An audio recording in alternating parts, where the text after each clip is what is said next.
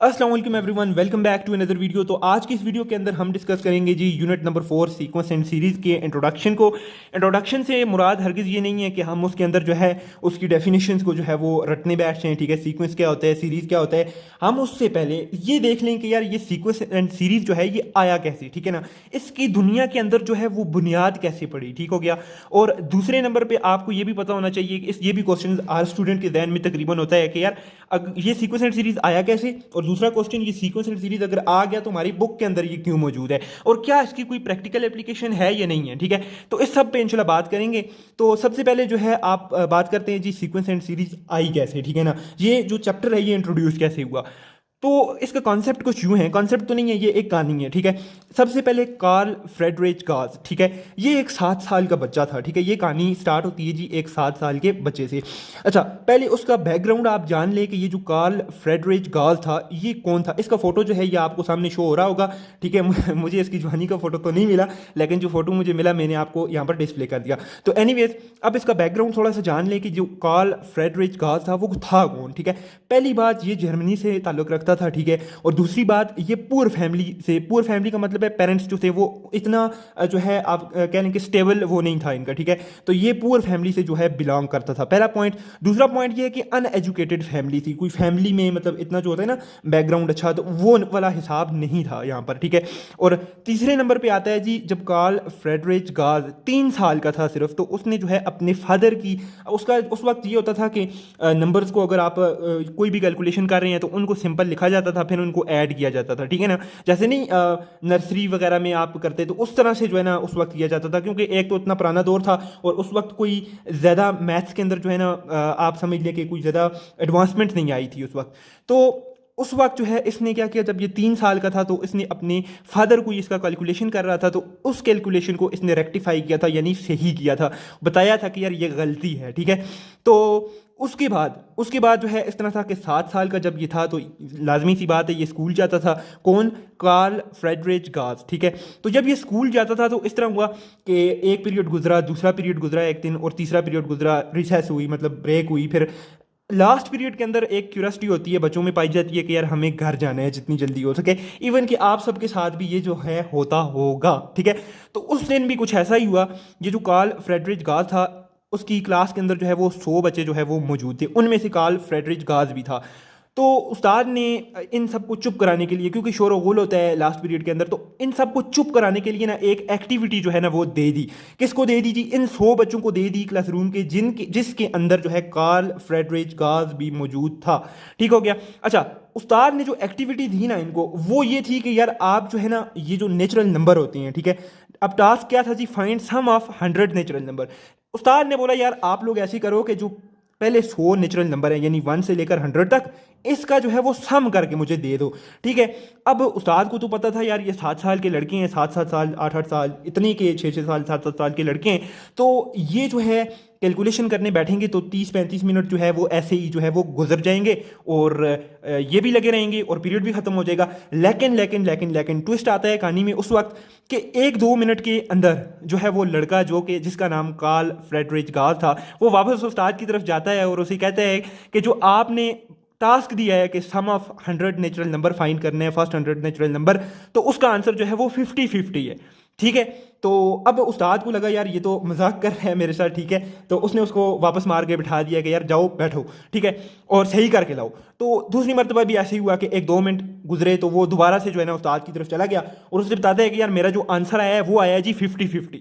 And again उसे लगा कि यार ये फिर जो है ना मेरे साथ अब जो है ना कोई सीन कर रहा है, ठीक है। उसने फिर उसको वापस जो है ना भेज दिया कि जाओ अब मजाक नहीं करो और मुझे जो है इसका सही आंसर बताओ क्या है।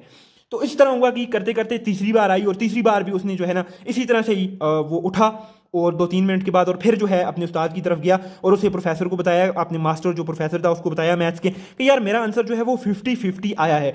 तो इस मरतबा जब उसने उसे जो है वापस बिठाया तो वो जो है उसे से प्रिंसिपल की तरफ चला गया और प्रिंसिपल की तरफ जाते हुए जो है ना उसने क्या किया, प्रिंसिपल के पास गया, प्रिंसिपल को उसने ये सारा मामला बताया कि उस्ताद ने हमें बताया कि यार आप क्या करो जी, फाइंड करो सम ऑफ फर्स्ट 100 नेचुरल नंबर्स का, और मैंने जो है वो सम फाइंड कर दिए कि दे दिया, और मैं 3 बार गया जो है अपने प्रोफेसर की तरफ, लेकिन उसने रिफ्यूज़ किया और मुझे वापस फिर जो है वो बिठा दिया, तो और मुझे मारा भी। ठीक है, तो अब जो है प्रिंसिपल ने उसे बताया, बोला कि यार हाँ चलो ठीक है, तुमने तुमने क्या निकाला, सम माजरा क्या है यार, तुम्हारा आंसर क्या आया? तो उसने उसे बताया कि यार कि मेरा जो आंसर है वो 50-50 आया है। अब ये कौन बता रहा है? कार्ल फ्रेडरिच गाज बता रहा है जी अपने प्रिंसिपल को कि मेरा जो आंसर है वो आया है जी 50-50। अच्छा, 50-50 आया है। अब जो वहाँ पर प्रिंसिपल था, लाजमी सी बात है उस वक्त कोई कैलकुलेशन के अंदर इतनी ज़्यादा एडवांसमेंट नहीं थी, 1700 का ज़माना चल रहा था। ठीक है, और अच्छा उस वक्त जो प्रिंसिपल है जी वो बैठा जी कैलकुलेशन करने, इस तरह 1 2 3 4 5 उसने 10 तक लिखा। अच्छा, इसका जो आंसर आएगा, मज़े की बात मैं आपको बताऊँ, वो आएगा जी 55। ठीक है, 55। फिर इस तरह से जब 11 से जो 20 तक करेंगे जी, फिर इसका आएगा जी 155। फिर इस तरह से जब आप 21 से 30 तक करेंगे तो आएगा इसका 255। अच्छा, उसने इस तरह करते करते सबको ऐड किया तो उसका आंसर आ गया जी 550-50। ठीक है, उसका आंसर भी क्या आ गया? 50-50 आ गया। अच्छा, उसका आंसर तो 50-50 आ गया प्रिंसिपल का। अब जो है ना, उसने जब उसको बुलाया उस बच्चे को कि यार हाँ आंसर तो ये सही बता रहे, ठीक है, तो अब कोई ना कोई बवाल, कोई ना कोई सीन तो है इसमें, ठीक है ना। तो उसने क्या किया यार, उसने बुलाया जी अपने, उसने उस स्टूडेंट को बुलाया जिसका नाम कार्ल फ्रेडरिच गाल था, और उसे बताया कि यार तुम्हारा जो मास्टर है या तुम्हारा जो प्रोफेसर है, तुम जो है ना उसको बुला के ले आओ। ठीक है, तो जब वो आया तो उसने जो है बताया कि यार मैंने क्या किया, इसने मुझे, ये मेरे पास आया 3 मरतबा, और इसने मुझे जो है आंसर बताया 50-50। ठीक है, तो मैंने तब इसे मारा, और कोई इतनी जल्दी 2 मिनट के अंदर, जब कैलकुलेशन के अंदर, जब मैथ्स के अंदर कोई एडवांसमेंट ही नहीं है, जब सारा जो है जर्मनी जो है वो इस तरह से कर रहा है कैलकुलेशन सिंपली, तो ये बच्चा 2 मिनट में किस तरह से क्लेम कर सकता है कि मैंने जो आंसर निकाला वो है जी 50-50।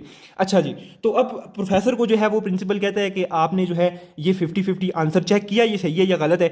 अच्छा, तो उसने बोला नहीं मुझे तो नहीं पता। अब प्रोफेसर ने क्या किया, इसी तरह से ही पेन लिया, कापी ली, और इसी तरह से ही जो है ना वो कैलकुलेशन करने बैठ गया, एंड एट द एंड जब उसने कैलकुलेशन खत्म की तो उसकी कैलकुलेशन जो है वो आ गई जी 50-50। और वो देख के बड़ा हैरान हुआ कि यार ये तो 50-50 वाला चक्कर है, ये तो फिर 50-50 आंसर आ गया, और वो जो बच्चा था वो तो सही कह रहा था।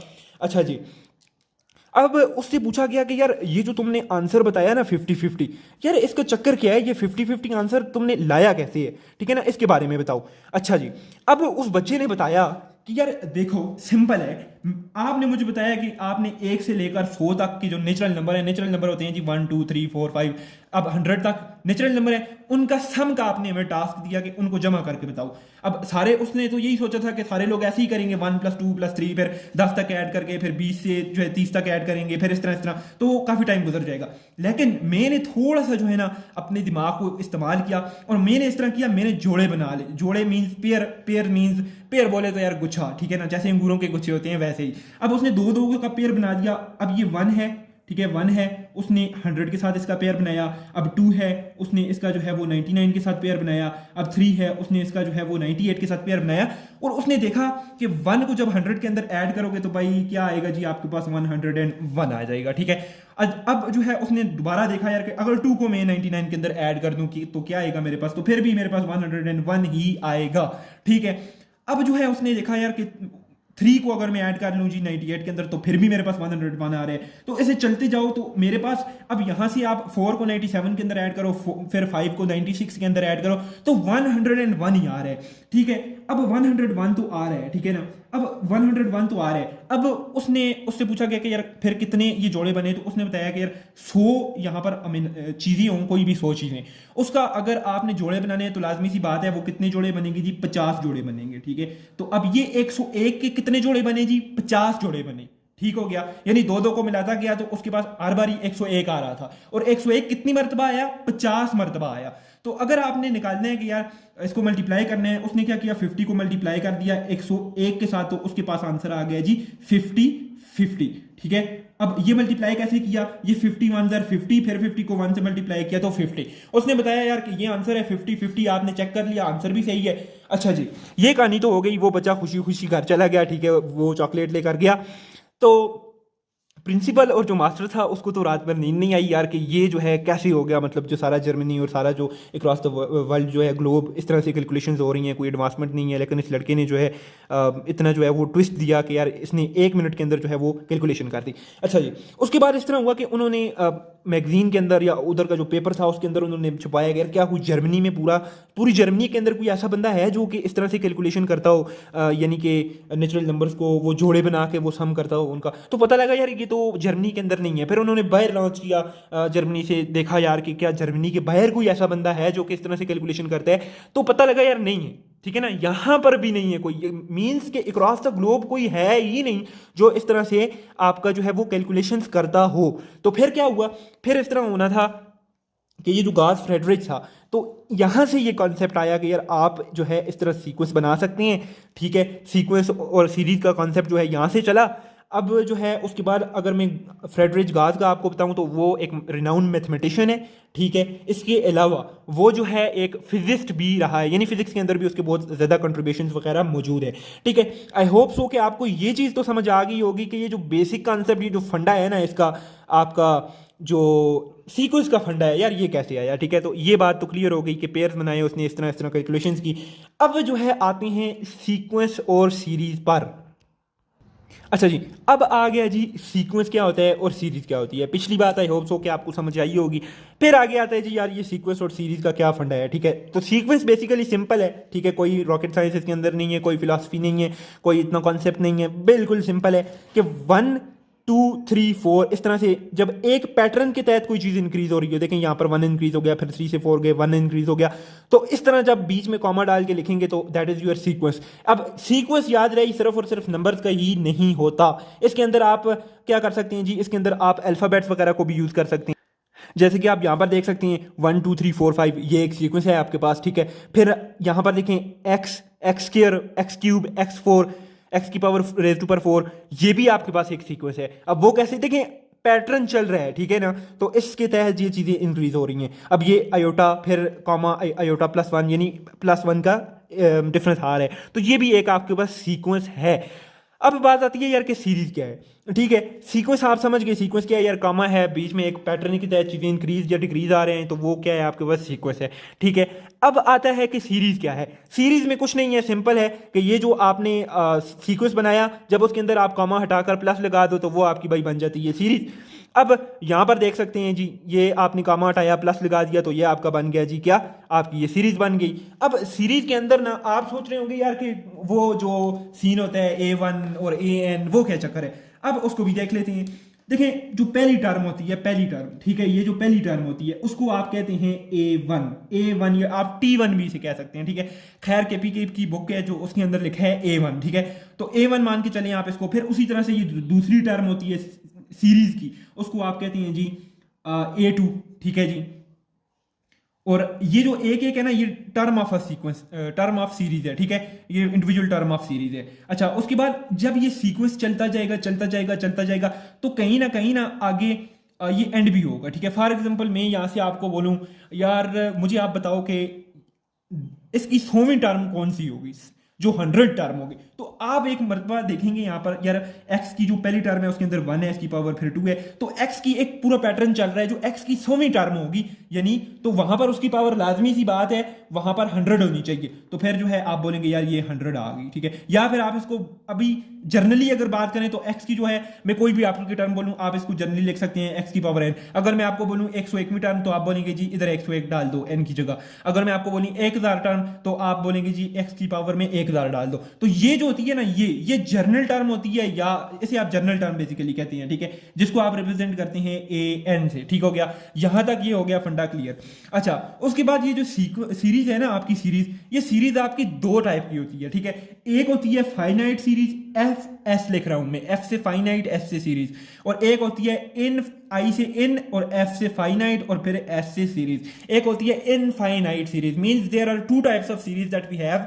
The first one is finite series and the second one is infinite series। ठीक है, and now first of all we move to finite series। तो finite series क्या होती है, ऐसी सीरीज, ठीक है, जिसके अंदर आपके जो नंबर ऑफ टर्म्स हैं, ठीक है, उनको गिना जा सके। ठीक है, वो फाइनाइट हो, वो कहीं ना कहीं उनको ब्रेक लग रहा हो। ठीक है, फॉर एग्जांपल जैसे पीछे एग्जांपल फ्रेडरिक गास को उसने दी थी कि यार 100 नेचुरल नंबर का सम करो, उसने एक सीक्वेंस दिया था। ठीक है, उसने एक सीक्वेंस उससे बनाया था 1 + 2 + 3 और अप टू ये 100। अब देखिए ये 100 पर रुक रहा है, हमें इसकी लास्ट टर्म नोन है, तो तब ये क्या है, फाइनाइट सीक्वेंस है। इनफाइनाइट सीक्वेंस क्या है, मैं आपको बोलूँ 1+2+3 अप टू सो ऑन, यानी ये चलती जा रही है। आप 1+2 ऐड, 1 में 2 ऐड कर रहे हैं, फिर 2, फिर 3 में फिर दोबारा 3 ऐड कर रहे हैं, यानी कि अप टू सो ऑन है, ये जितने नंबर हैं ये चलती जाएगी। तो ये कौन सी आपकी सीरीज है जी, ये फाइनाइट, ये इनफाइनाइट सीरीज है, ठीक है। अच्छा जी, इनफाइनाइट सीरीज के अंदर भी सीरीज होती हैं, जिसके अंदर आपकी होती है कन्वर्जेंट सीरीज एक होती है, एक डाइवर्जेंट सीरीज होती है, एक आपकी ऑसिलेटरी सीरीज होती है। अच्छा, यहाँ पर मैं आपको इन सीरीज का तो नहीं बताऊंगा, क्योंकि ये आगे चल के जब हम क्वेश्चंस करेंगे, हम बुक पे आएंगे इंशाल्लाह, उसमें आपको बताऊंगा कन्वर्जेंट कौन सी है, डाइवर्जेंट कौन सी है, ऑसिलेटरी सीरीज कौन सी है। लेकिन उससे पहले अब ये जो सीरीज होती है ना, या सीरीज नहीं, आप इसको बेहतर बांटिए, आप कहेंगे जो ये प्रोग्रेशन होता है, यानी ये जो प्रोग्रेस कर रही होती है ना, तो ये प्रोग्रेशन कितने टाइप की होती हैं। एक अर्थमेटिक प्रोग्रेशन होता है, फिर उसके बाद अर्थमेटिको ज्योमेट्रिक प्रोग्रेशन होता है, फिर उसके बाद हार्मोनिक प्रोग्रेशन होता है, ठीक है। उसके बाद ज्योमेट्रिक प्रोग्रेशन होता है, आपके पास मुख्तलिफ किस्म के अर्थमेटिको ज्योमेट्रिक प्रोग्रेशन यहाँ पर आएगा, वो होता है, ठीक है। तो ये मुख्तलिफ जो है इसके अंदर क्या होती हैं जी, आपके पास प्रोग्रेशन होती हैं, या मुख्तलिफ जो है वो सीरीज होती हैं, ठीक है। अर्थमेटिक सीरीज होती है, हार्मोनिक सीरीज होती है, ज्योमेट्रिक सीरीज होती है, इस तरह से, ठीक है। या मैंने पी लिखा है, पी से मतलब है जी प्रोग्रेशन होता है, ये दोनों की एक ही मतलब है दोनों का, ठीक हो गया। तो आई होप सो कि आज की वीडियो के अंदर आपको जो है आपके जो कंसेप्ट्स हैं वो थोड़े बहुत क्लियर हुए होंगे। अगर आपके कॉन्सेप्ट्स क्लियर हुए हैं तो आप एक लाइक और एक कमेंट जो है वो ज़रूर कीजिएगा, अपना फीडबैक ज़रूर दीजिएगा। एंड इसके बाद जो है जहाँ तक बात रही कि इसके अंदर जो है इसकी एप्लीकेशंस को भी डिस्कस किया जाए कि डेली लाइफ के अंदर यार ये कहाँ पर यूज़ हो रही हैं, तो इंशाल्लाह नेक्स्ट वीडियो जो है वो मैं अपलोड करूँगा कि इसकी जो ये सीक्वेंसेस और सीरीज हम पढ़ रहे हैं, इसकी एप्लीकेशंस हमारी डेली लाइफ में कौन कौन सी हैं, और ये कहाँ कहाँ पर जो है हमारी डेली लाइफ के अंदर प्रैक्टिकल यूज़ में आ रहा है, ठीक है। तो उसके बाद इंशाल्लाह स्टार्ट करेंगे हम अपना यूनिट नंबर 4 बुक से स्टार्ट करेंगे, वही